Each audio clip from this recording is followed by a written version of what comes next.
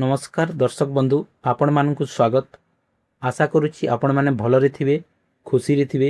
आजिर video रे आमे जानिबा railway recruitment board RRB junior engineer recruitment 2026 अर्थात सेंट्रलाइज एम्प्लॉयमेंट नोटिस नंबर 04/2026 विषय रे संपूर्ण तथ्य। जदि आपण डिप्लोमा बैचलर ऑफ इंजीनियरिंग और बीटेक किंबा संपर्कित टेक्निकल क्वालिफिकेशन रखिथिबे तेबे एही रिक्वायरमेंट आपणक पई खूब इम्पोर्टेंट बा गोल्डन अपॉर्चुनिटी होई पारे, जहा कि 3993 टी जूनियर इंजीनियर पोस्ट बाहरी विभिन्न रेलवे जोन पई like Ajmer, Bengaluru, Bhubaneswar, Bilaspur, Chandigarh, Chennai, Gorakhpur, Guwahati, Jammu and Srinagar, Kolkata, Malda, Mumbai, Muzaffarpur, Patna etc एमिति समस्त जोन वाइज वैकेंसी रो पीडीएफ अछि डिस्क्रिप्शन बॉक्स रे डाउनलोड करी देखि परिबे।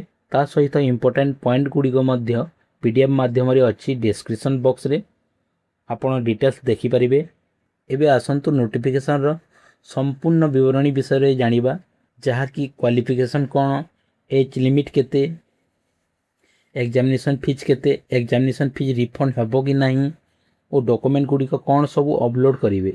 आवेदन करिवा पूर्व निजर qualification, age, caste category, engineering branch एवं पोस्ट वाइज एलिजिबिलिटी निश्चित भाव में चेक करंतु।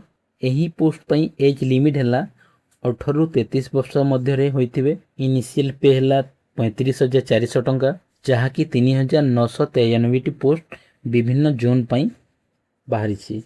यही पोस्ट पई मिनिमम क्वालिफिकेशन हैला 3 year diploma in mechanical, electrical, electronics engineering और बीटेक। आपणकर ऑनलाइन रजिस्ट्रेशन स्टार्ट होउची 14 अगस्त 2026 रु 13 सेप्टेम्बर 2026 पर्यंत एवं एप्लिकेशन फी पेमेंट करिवार लास्ट डेट हैला 15 सेप्टेम्बर 2026। यही 15 सेप्टेम्बर 2026 आगुरु ही पेमेंट करनियंतु। ऑनलाइन अप्लाई समय रे मिस्टेक थिले आपण करेक्शन करि पारिबे 16/9/2026 रु 25/9/2026 मध्य रे। यही पोस्ट पई एज लिमिट हैला 18 रु 33।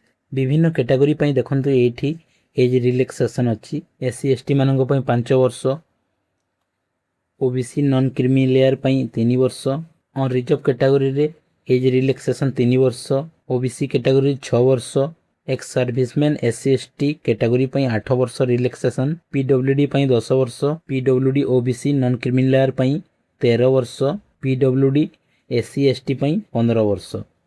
एबे आसंतु जानिबा एग्जामिनेशन फीस संबंध रे। फॉर ऑल कैंडिडेट 500 टंका, SC ST PWD ex serviceman पई 250 टंका, जहा कि फर्स्ट सीबीटी एग्जाम देला परे ही रिफंड हेबो।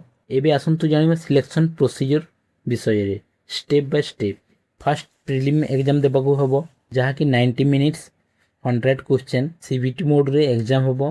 फर्स्ट प्रीलिम रे आसुतबा सब्जेक्ट गुडी को एबे जानतु। मैथमेटिक्स आसीबो, general intelligence and reasoning, general awareness, general science. एमिति 100 क्वेश्चन 90 मिनिट्स रे अटेंड करिवार अछि। जदि आपण प्रीलिम क्वालिफाई करिवे ताहले आपनको मेन एग्जाम देबाकू हबो, जहा कि 150 क्वेश्चन, टाइमिंग हैला 120 मिनिट्स। सब्जेक्ट गुडी को हैला general awareness 15 question, physics and chemistry 15 question, basic computer 10 question, basic environment and pollution control 10 question and technical ability 100 question. आपण ऑफिशियल वेबसाइट रे अप्लाई करिवे। लाइव फोटो एबे अपलोड करबा को पडुची, सिग्नेचर मध्ये अपलोड करबा को पड़िबो। डिस्क्रिप्शन बॉक्स रे डिटेल्स दिया हेची को कोटा अपलोड करिवे, सबु किछि अछि। जदि आपनकु एही वीडियो रो इन्फॉर्मेशन यूजफुल लागिला तेबे वीडियो को लाइक करंतु, शेयर करंतु और आगो को अनेक गुडी एमिति इन्फॉर्मेशन पाइबा पई चाहुतिले बेल आइकन रे क्लिक करी सब्सक्राइब करंतु। Best of luck.